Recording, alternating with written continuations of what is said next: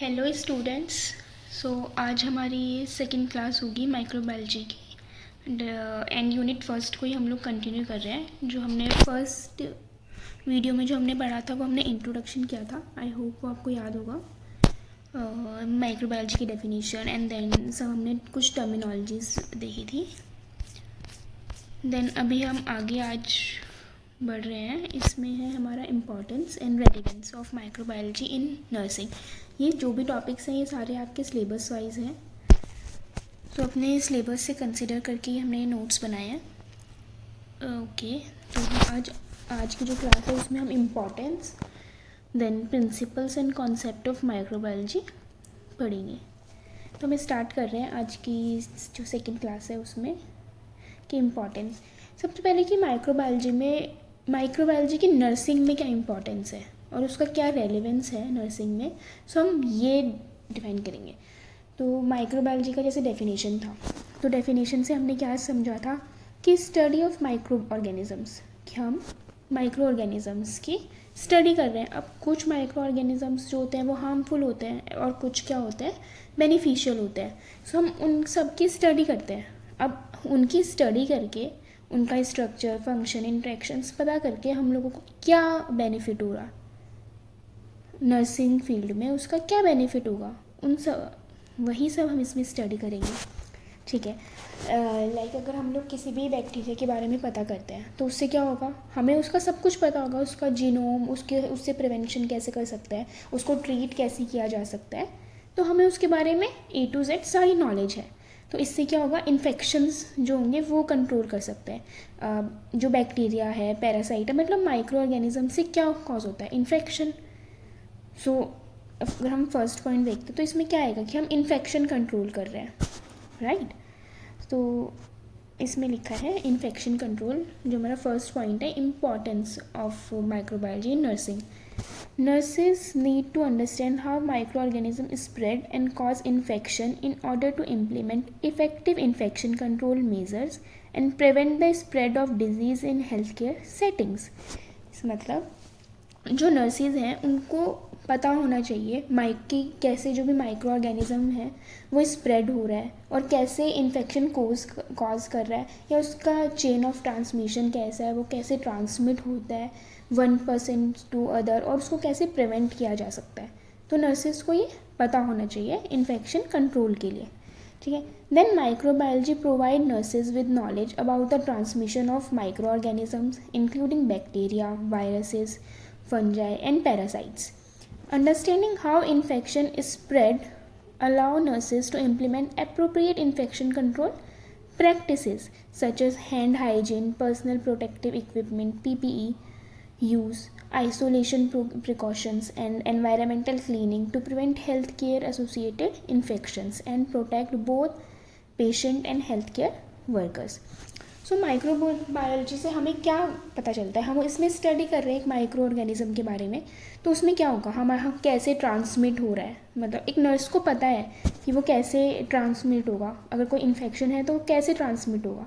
तो उसमें क्या होता है, नर्सेज उसको प्रिवेंट कर सकती है। नर्सेज क्या क्या यूज़ करती हैं, जैसे आपने हेल्थ सेटिंग्स में देखा होगा, तो nurses after the procedure, before procedure and before touching the patient को छूने से पहले, कोई भी इक्विपमेंट यूज़ करने से पहले, बाद में क्या करती है, हैंड हाइजीन परफॉर्म करती है, हैंड वॉश करती है, राइट। तो उसमें एक जो बैक्टीरिया है वो ट्रांसमिट होगा, अगर वो कम्युनिकेबल डिजीज़ है जो कम्युनिकेट हो सकता है, तो उसके लिए अलग आइसोलेशन रूम्स होते हैं। क्या आइसोलेशन प्रिकॉशंस है, किस डिजीज़ के प्रिवेंशन में मास्क लगाना चाहिए, तो कहाँ पे क्या एप्रोप्रिएट एक्शन लेना चाहिए, वो एक नर्स को पता होता है through the study of microbiology. ठीक है। तो इससे क्या हो सकता है कि health care associated infections prevent हो सकते हैं। अब हेल्थ केयर एसोसिएटेड इन्फेक्शंस क्या होते हैं, कि ऐसे जो भी इन्फेक्शंस जो कहाँ से हो रहे हैं, हॉस्पिटल से हो रहे हैं। ठीक है, इसको हम हॉस्पिटल एसोसिएटेड इन्फेक्शन भी बोल सकते हैं, ओके। या फिर हॉस्पिटल एक्वायरिंग इन्फेक्शन, मतलब जो एक पेशेंट को तब हो रहा है जब वो हॉस्पिटल में है, तो हम उसको बोल सकते हैं हेल्थ केयर एसोसिएटेड इन्फेक्शन। वो पहले नहीं था at the time of admission, लेकिन एडमिशन के बाद में ये इन्फेक्शन एक पेशेंट में आ गया है, तो उसको हम क्या कंसीडर करेंगे, हॉस्पिटल एक्वायरिंग इन्फेक्शन, राइट। सो इसमें फर्स्ट हमारा पॉइंट यही था कि इम्पॉर्टेंस क्या है, अगर माइक्रोबायोलॉजी की नॉलेज है नर्सिस में तो वो इन्फेक्शन कंट्रोल कर सकती है, क्योंकि इन्फेक्शन क्या है, एक मेजर कॉज है कोई भी डिजीज़ होने का। तो इससे क्या होगा, इन्फेक्शन कंट्रोल होगा जब नर्सिस को पता होगा कि कैसे क्या मेथड है ट्रांसमिशन का। ओके, देन सेकंड पॉइंट है एंटीबायोटिक मैनेजमेंट। अब एंटीबायोटिक जो डेफिनेशन थी वो हमने फर्स्ट क्लास में देखी थी। अगर किसी ने भी फर्स्ट क्लास नहीं देखी है तो अभी हम लिंक डाला है, आप वो देख लेना first class. Then antibiotic management में क्या आएगा कि एंटीबायोटिक क्या था, अगेंस्ट बैक्टीरिया। सो जो भी सब्सटेंस अगेंस्ट बैक्टीरिया यूज़ हो रहा है हम उसको बोलते हैं एंटीबायोटिक, राइट, जो किल कर रहे हैं बैक्टीरिया को, ठीक है। Microbiology help nurses understand the proper use of antibiotics including dosage, administration and monitoring for resistance to ensure effective treatment of infection and prevent the development of antibiotic resistant bacteria, ठीक है। अब antibiotic management में क्या बोलेंगे हम लोग कि जैसे मैंने आपको पहले बताया था कि एंटीबायोटिक जो है वो कॉमनली ले लेते हैं सब लोग कि ठीक है थोड़ी सी भी लगी एंटीबायोटिक ले लो, एंटीबायोटिक ले लो, लेकिन ऐसा नहीं करना होता है। एंटीबायोटिक जो है एक बहुत ही प्रिकॉशन से लेनी चाहिए कि एक सही डोज में ली जाए ताकि किससे बचा जा सके, एंटीबायोटिक रेजिस्टेंट ना हो जाए, मतलब हमारी बॉडी में एक ऐसा चीज़ें ना हो जाए कि वो उससे कि बैक्टीरिया को उसके बाद उससे उस टैबलेट से कोई फ़र्क ही ना पड़े, ठीक है। तो इसलिए एंटीबायोटिक रेजिस्टेंट बैक्टीरिया के डेवलपमेंट को प्रिवेंट करने के लिए हम लोग क्या करते हैं, एंटीबायोटिक का मैनेजमेंट प्रॉपरली करना चाहिए, ठीक है। Then with the rise of antibiotic resistant bacteria nurses need to understand the principles of antibiotic stewardship. Microbiology education enables nurses to recognize the importance of proper antibiotic use, including appropriate selection, dosing, administration, route, and duration, as well as monitoring for adverse effect and antimicrobial resistance. Nurses play a crucial role in advocating for judicious antibiotic used to prevent the development and spread of multi-drug resistant organism. Okay, then जो हमारा second है antibiotic management, इसमें हम लोग क्या कर रहे हैं इसकी जैसे जैसे एंटीबायोटिक का यूज़ बढ़ रहा है, ठीक है, तो उसी वजह से क्या हो रहा है, एंटीबायोटिक रेजिस्टेंट बैक्टीरिया जो है वो भी बढ़ते जा रहे हैं। तो इसी वजह से नर्सेज में ऐसी नॉलेज होनी चाहिए कि कब कंसीडर करना है एंटीबायोटिक, उसकी डोज क्या होनी चाहिए, प्रॉपर रूट क्या होना चाहिए, ये सब एक नर्स को पता होना चाहिए। ओके, देन अब हमारा नेक्स्ट आता है पेशेंट केयर, ठीक है। अब माइक्रोबायोलॉजी में जब नर्सेज माइक्रो ऑर्गेनिजम्स के बारे में पढ़ेंगी तो उनसे क्या होगा, एज अ नर्स हमें सब कुछ पता है कि उसमें साइन एंड सिम्टम्स क्या आएंगे, अगर ये बैक्टीरिया है तो इसके साइन एंड सिम्टम्स क्या होंगे, इसको कैसे ट्रीट किया जा सकता है, ठीक है, और इसमें क्या प्रिवेंशंस यूज़ की जा सकती है, क्या प्रिकॉशंस लिए जा सकते हैं, ठीक है, ऐसे कौन से मेजर्स हैं जो इसमें इसको आगे नहीं बढ़ने देंगे। तो एज अ नर्स हमें सब कुछ पता होना चाहिए, ठीक है। तो इससे क्या होगा, पेशेंट केयर में हेल्प होगी, ठीक है। सो इसमें लिखा है पेशेंट केयर में nurses use microbiology knowledge to assess and manage patients with infectious diseases, include recognizing signs and symptoms, administering appropriate treatment, and educating patients and their families about infection prevention and control measures, ठीक है। इसमें वही लिखा है जो मैंने अभी आपको बताया। ओके, देन इसमें हमारा नेक्स्ट आता है डायग्नोस्टिक टेस्टिंग, ठीक है। डायग्नोसिस से क्या पढ़ते हैं कि अगर हम बैक्टीरिया जो है हमें सब कुछ पता है तो, लेकिन साइन एंड सिम्टम्स हमें पता है तो हमें क्या करना पड़ेगा, नर्सिस को डायग्नोस करना पड़ेगा। अब सबसे ज़्यादा जो है वो नर्स ट्रीट कर रही है पेशेंट को, ठीक है, सबसे ज़्यादा हैंडलिंग क्या कर रही है, नर्स कर रही है पेशेंट के साथ। तो उसमें क्या आएगा, nurses play a key role in collecting and processing specimens for microbiological testing such as cultures and sensitivity testing to identify the causative organism of infections and guide appropriate treatment decisions, ठीक है। अब इसमें क्या होता है कि वही होता है, जैसे नर्सेज जो है वो ब्लड कलेक्ट कर रही है, देन वो सेंड कर रही है लैब में। तो इसमें क्या हो रहा है कि नर्स जो है वो एक की रोल प्ले कर रही है, ठीक है, कि सैंपल कलेक्ट करने में, देन उसको भेज रही है, ठीक है। Nurse are often responsible for collecting and processing specimen for microbiological testing. This may involve obtaining blood, urine, sputum, wound swab, and other samples from patient and ensure proper handling, labeling, and transportation of laboratory. Nurses collaborate with laboratory staff to perform various microbiological tests such as culture, sensitivity testing, antigen detection, and molecular diagnostics to identify pathogen and guide treatment decisions, ठीक है। तो इसमें वही है कि nurse जो है वही रिस्पॉन्सिबल होती है कि वो वेरियस सैम्पल्स कलेक्ट करती है पेशेंट से। अब वो ज़रूरी नहीं कि सिर्फ एक ब्लड के थ्रू हो, ब्लड टेस्ट है, यूरिन है, वुंड स्वैब है, या अदर भी सैम्पल्स जो होते हैं, स्प्यूटम हो गया जैसे, वो कलेक्ट करती है, देन उसको प्रॉपर लेबल करती है, उसमें ट्रांसपोर्ट करती है, ठीक है, लैब तक, देन उसकी प्रॉपर हैंडलिंग, ये सब नर्स के हाथ में है, ठीक है। देन हमारा आता है पब्लिक हेल्थ। जैसे एक हम माइक्रो ऑर्गेनिज्म के बारे में पढ़ रहे हैं, तो एक पेशेंट केयर में हमारा काम दे रहा है, ठीक है, वो हमारे पेशेंट केयर जब हम कर रहे हैं तो उसके लिए हमारे इम्पोर्टेंस है, ठीक है। वैसे ही एक पब्लिक हेल्थ, ठीक है। Microbiological knowledge allow nurses to contribute to public health initiative such as vaccination campaigns and disease surveillance program aimed at preventing the spread of infectious diseases and promote community health and safety, ठीक है। अभी जो हमने ऊपर पढ़ा था उसमें था सिर्फ patient care. Patient care is मतलब एक इंडिविजुअल पे जो एक हॉस्पिटल में आया हुआ है, हम उसको बोल सकते हैं पेशेंट केयर, ठीक है। लेकिन अब जब हम पब्लिक हेल्थ बोल रहे हैं तो हम ग्रुप ऑफ पीपल्स की बात कर रहे हैं, ठीक है, ग्रुप ऑफ पीपल की बात कर रहे हैं, जो मतलब हम बोल सकते हैं जैसे कम्युनिटी हेल्थ नर्सिंग बोल सकते हैं, सो उसमें तो ठीक है। अब एक साथ इतने सारे, जब एक हम ग्रुप ऑफ पीपल की बात करते हैं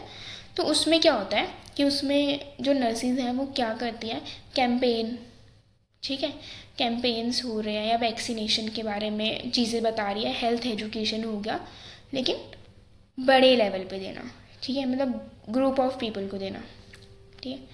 Then nurses contribute to public health efforts by promoting immunization campaign, disease surveillance, and participation in outbreak investigations.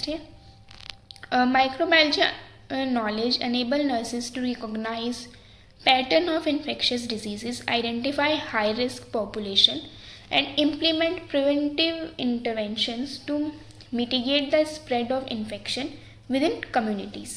Nurses allow collaborate with the interdisciplinary teams to develop and implement public health policies and guidelines aimed at promoting population health and reduce the burden of infection.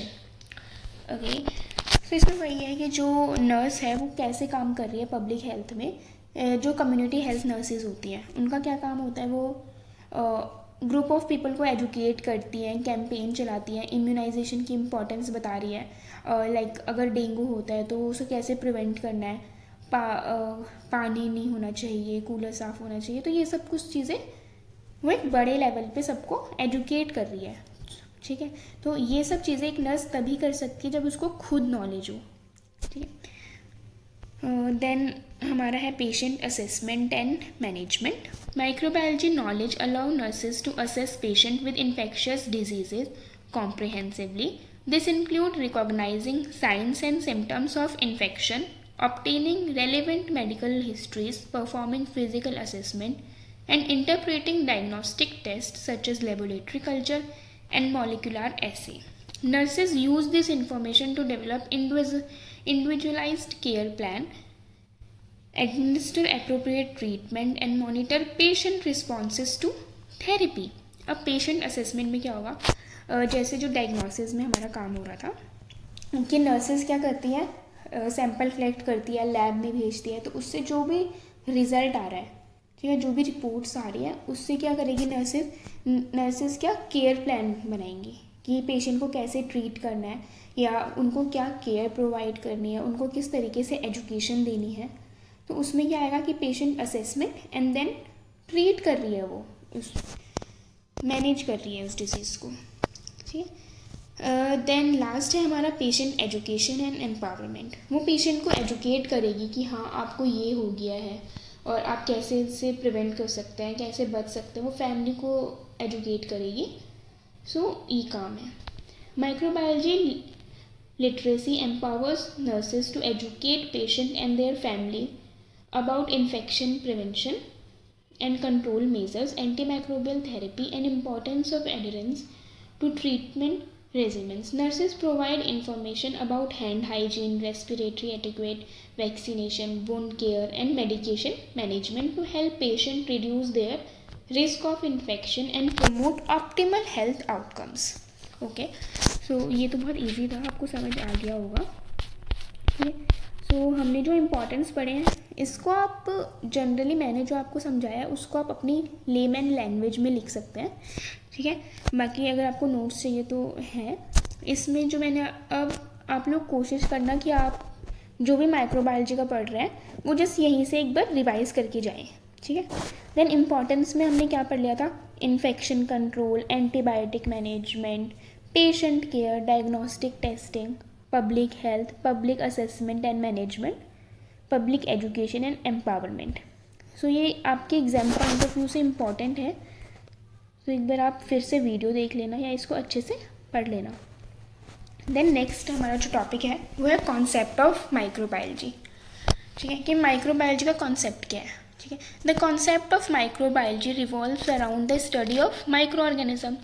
Concept क्या है कि हम सिर्फ study कर रहे हैं micro organisms की। ठीक है, which are tiny living organisms that are too small to be seen with the naked eye, जो कि माइक्रो ऑर्गेनिज्म जो बहुत ही स्मॉल साइज में है और उनको हम नॉर्मली आई से नहीं देख सकते, वो सिर्फ हम माइक्रोस्कोप से देख सकते हैं। और अब ऐसे माइक्रो ऑर्गेनिजम्स क्या है, bacteria, viruses, fungi, protozoa and algae.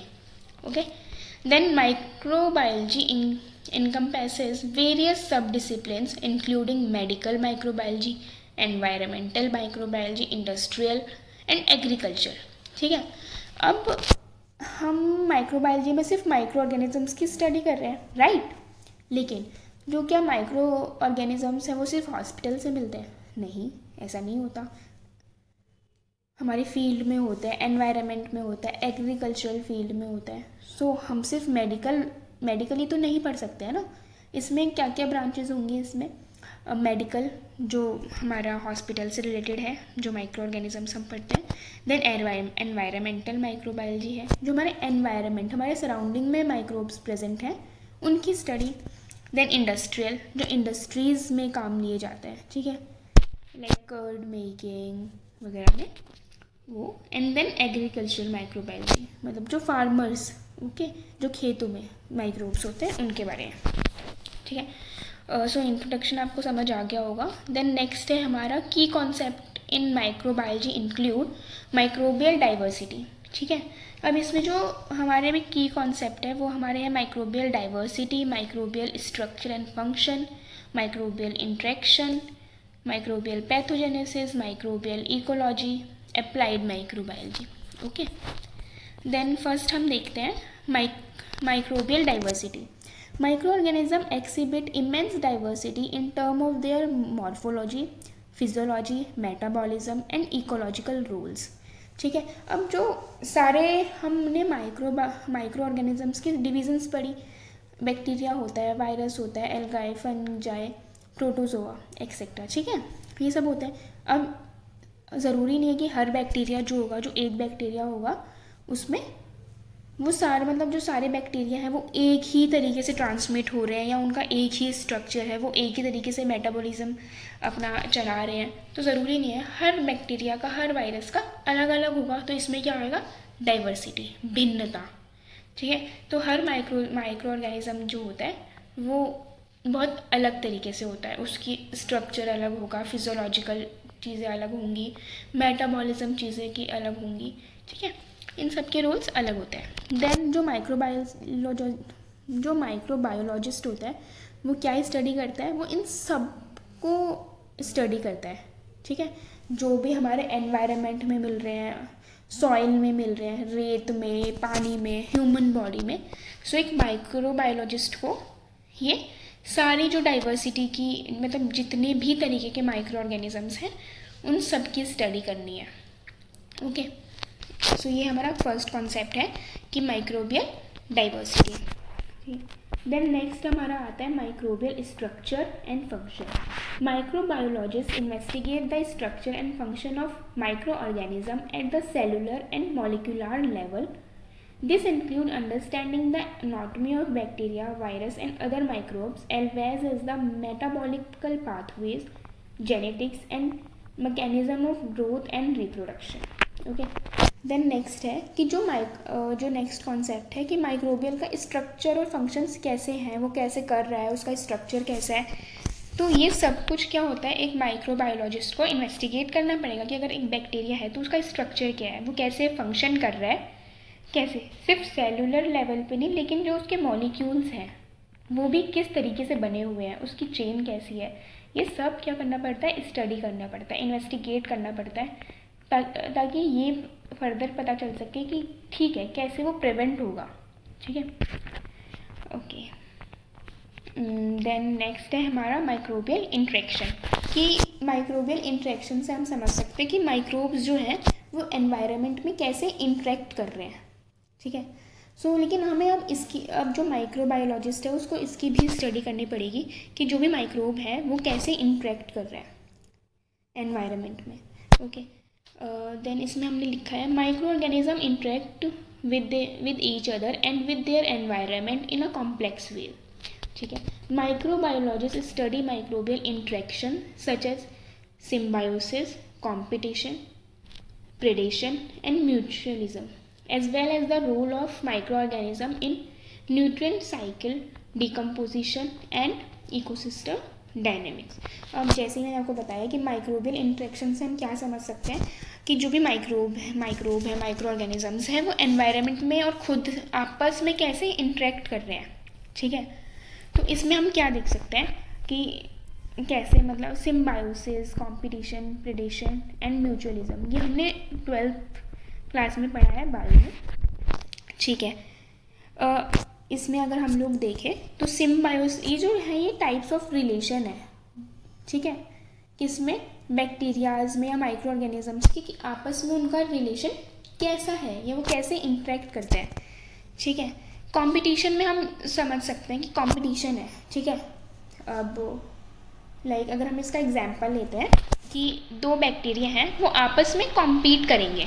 ठीक है, जो जीत गया, ठीक है, जो ज़्यादा पावरफुल है, जिसमें ज़्यादा एनर्जी है, उसको क्या कंपटीशन किया है, तो अगर वो जीत गया तो वो सरवाइव करेगा और जो हार गया वो सरवाइव नहीं करेगा।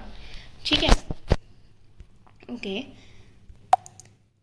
ओके, देन हमारा नेक्स्ट है प्रेडेशन। प्रेडेशन से हम क्या समझ सकते हैं, प्रे मतलब शिकार, जिसमें ऐसा रिलेशन होगा कि जो एक माइक्रो ऑर्गेनिज्म है या एक स्पीशी है वो दूसरी स्पीशी की क्या करेगा, शिकार करेगा।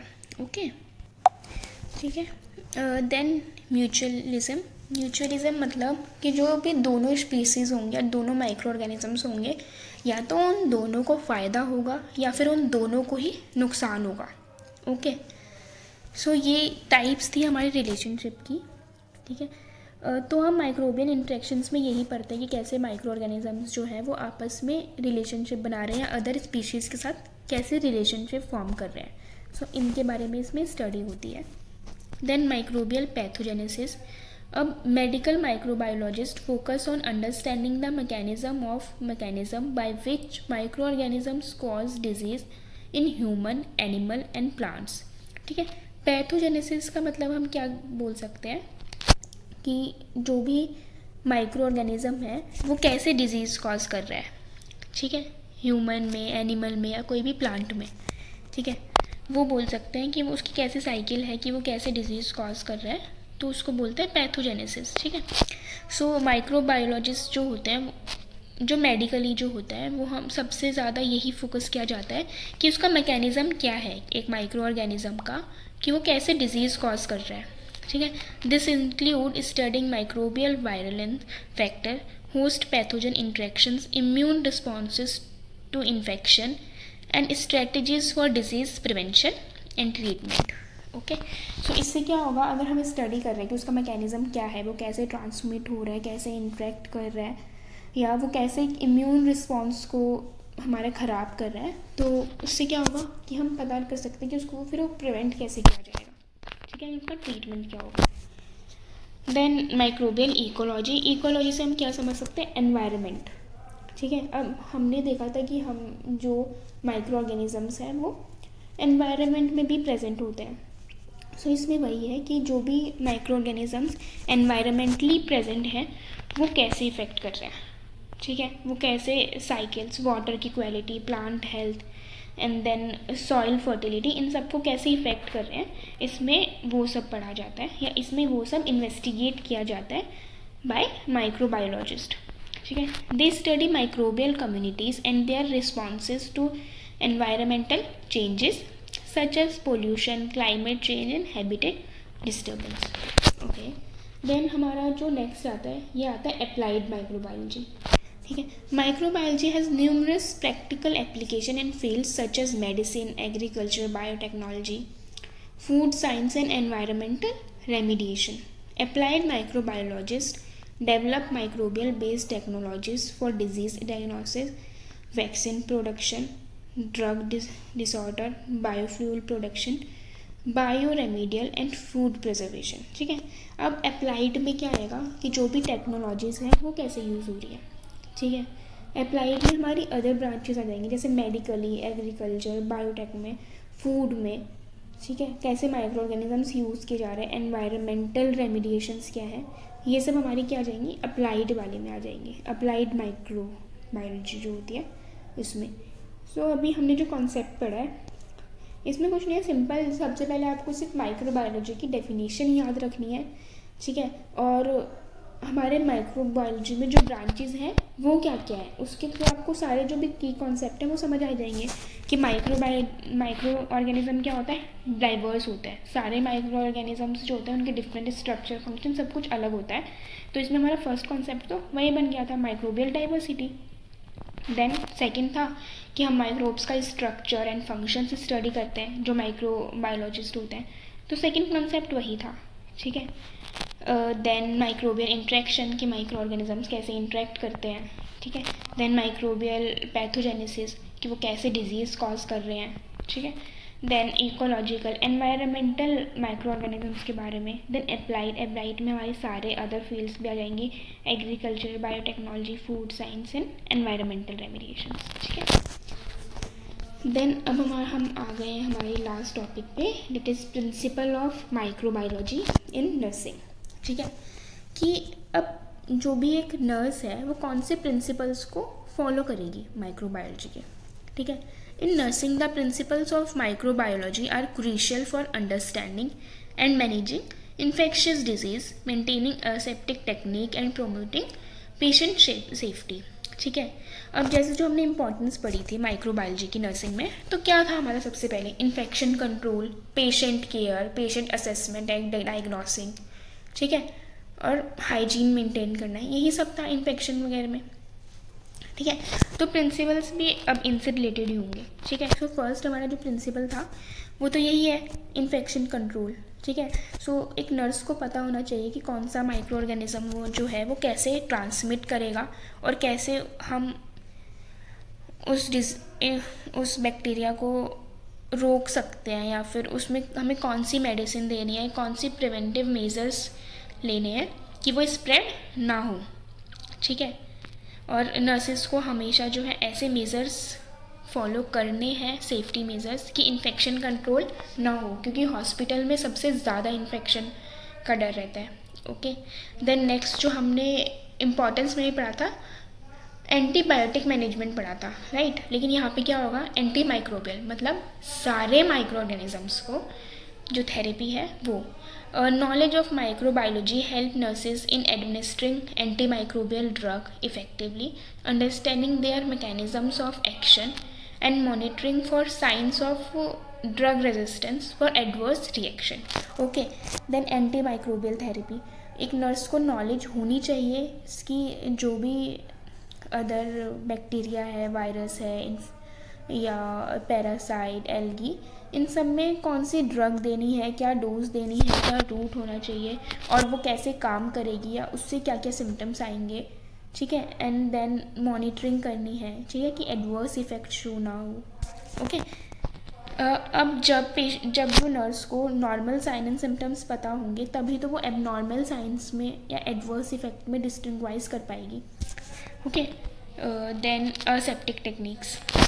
असेप्टिक टेक्निक्स में मैंने आपको बताया था कि nurse must adhere to strict aseptic technique during procedures such as wound care, catheterization and intravenous therapy to prevent introducing harmful microorganisms into patients body.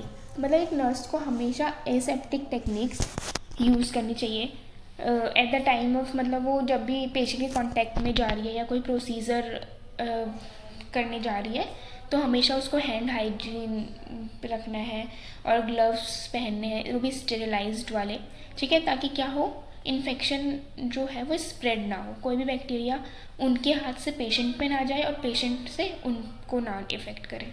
Okay, then patient education. अब जब nurse को खुद पता होगा कि ठीक है क्या साइन एंड सिम्टम्स है, क्या प्रिवेंशन है, कैसे ट्रांसमिट होता है, तभी वो पेशेंट को एजुकेट कर पाएगी, ठीक है। देन इसमें है nurse educate patient and their families about proper hygiene practices, the importance of completing prescribed antibiotic courses and measures to prevent the spread of infectious disease in the community. Okay, then हमारा है diagnostic testing, ठीक है। अब जो nurse होती है वो collect करती है ब्लड कल्चर, यूरिन कल्चर या स्प्यूटम कल्चर या फिर थ्रोट स्वैब्स, ठीक है, क्या पता करने के लिए कि क्या कॉजेटिव एजेंट है या कौन सा बैक्टीरिया पेशेंट को इफ़ेक्ट कर रहा है, ठीक है। देन उसी के अकॉर्डिंग वो केयर प्लान करती है। सो डायग्नोस्टिक टेस्टिंग करनी है नर्सेस को, ठीक है।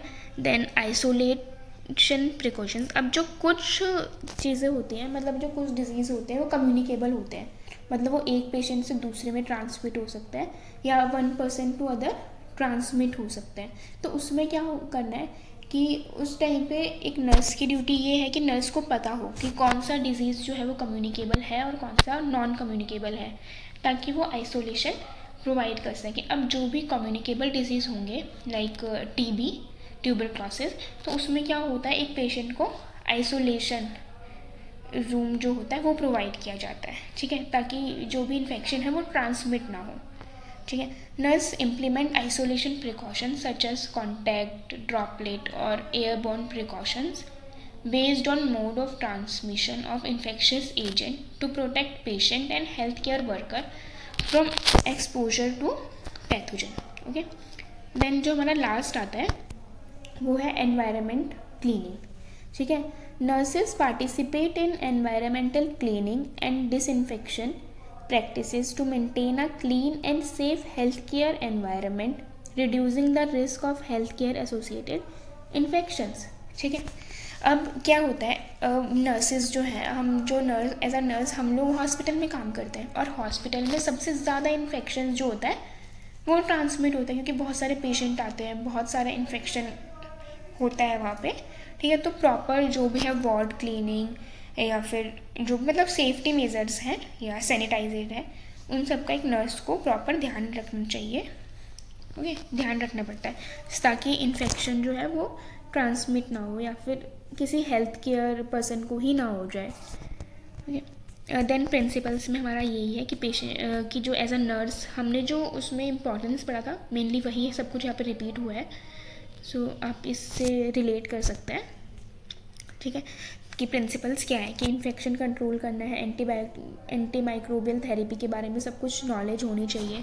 देन एज अ नर्स हमें क्या करना है, एसेप्टिक टेक्निक्स यूज़ करनी है, पेशेंट को एजुकेट करना है, डायग्नोसिस करना है कि पेशेंट को हमें एज अ नर्स हम लोगों को डायग्नोस करना है कि भाई पेशेंट को क्या दिक्कत है, ठीक है। सैंपल कलेक्ट करना है, सैंपल को सेंड करना है, हैंडलिंग करनी है, लेबलिंग करनी है, ये सब कुछ आएगा। देन आइसोलेशन प्रिकॉशंस क्या क्या होता है वो पता होना चाहिए नर्स को, ठीक है, और कब इम्प्लीमेंट करना है ये भी पता होना चाहिए। देन लास्ट था हमारा एनवायरमेंटल क्लीनिंग, की क्लीनिंग का ध्यान रखना है। ओके ओके, देन लास्ट है understanding these principles of microbiology empower nurses to provide high quality care, prevent the spread of infection and promote the health and well-being of their patient। अब जब एक नर्स को ये सारे प्रिंसिपल्स पता है कि कैसे काम करना है, कौन सी थेरेपीज़ यूज़ करनी है, कैसे इन्फेक्शन कंट्रोल करना है, कौन से कम्युनिकेबल डिजीज़ है, कौन से नॉन कम्युनिकेबल डिजीज़ है, एनवायरमेंटल क्लीन कैसे रखना है या वार्ड क्लीनिंग कैसे करानी है, एसेप्टिक टेक्निक्स यूज़ करनी है, ठीक है, आइसोलेशन थेरेपी का प्रोवाइड करनी है। तो इससे क्या होगा कि ट्रांसमिशन नहीं होगा इन्फेक्शन का, एंड कैसे हेल्थ जो होगी वो प्रमोट होगी, वो सब पता होगा एक नर्स को, ठीक है, जिससे क्या होगा पेशेंट की जो हेल्थ होती है वो इम्प्रूव होगी। ओके, सो आज के टॉपिक तो हमारे यहीं ख़त्म हो रहे हैं और इसी के साथ हमारा यूनिट फर्स्ट भी ख़त्म हो गया है माइक्रोबायोलॉजी का। सो आई होप आपको सब कुछ समझ आ गया होगा, एंड अगर कुछ भी समझ नहीं आया है तो कमेंट करना, I will try to explain you. Okay, हम एक बार रिवाइज़ कर लेते हैं कि हमने स्टार्टिंग से क्या पढ़ा था। स्टार्टिंग में हमने माइक्रो ऑर्गेनिज़म की डेफिनेशन देखी थी कि लाइक माइक्रोबायोलॉजी होती क्या है, ठीक है। माइक्रोबायोलॉजी क्या होती है, माइक्रोबायोलॉजी जो है एक वो बायोलॉजी की ब्रांच है जिसमें हम क्या स्टडी करते हैं, माइक्रो ऑर्गेनिजम्स, ठीक है। अब इसमें आपको क्लासिफिकेशंस तो पता ही है, बैक्टीरिया, वायरस, फंजाई, प्रोटोजोआ, कि हम इन सब की स्टडी करते हैं, कि जो भी हम लोग ऐसे ही नेकेड आइज से नहीं देख सकते हैं, ठीक है। देन हमने टर्मिनोलॉजीज देखी थी इसमें कुछ। ओके, देन इम्पॉर्टेंस जो हमने आज डिस्कस किया कि क्या क्या इम्पॉर्टेंस है इन नर्सिंग में, infection control, antibiotic management, patient care, diagnostic testing में, public health management, health assessment and management, health education and empowerment. Then concepts कि माइक्रोबायोलॉजी किस किस फील्ड में काम कर रही है और उसका क्या कॉन्सेप्ट है, ठीक है। तो की कॉन्सेप्ट जो थे उसमें हमारा आ जाता है कि microbial diversity, microbial structure and function, microbial interaction, microbial pathogenesis, microbial ecology, या फिर लास्ट अप्लाइड माइक्रोबायोलॉजी।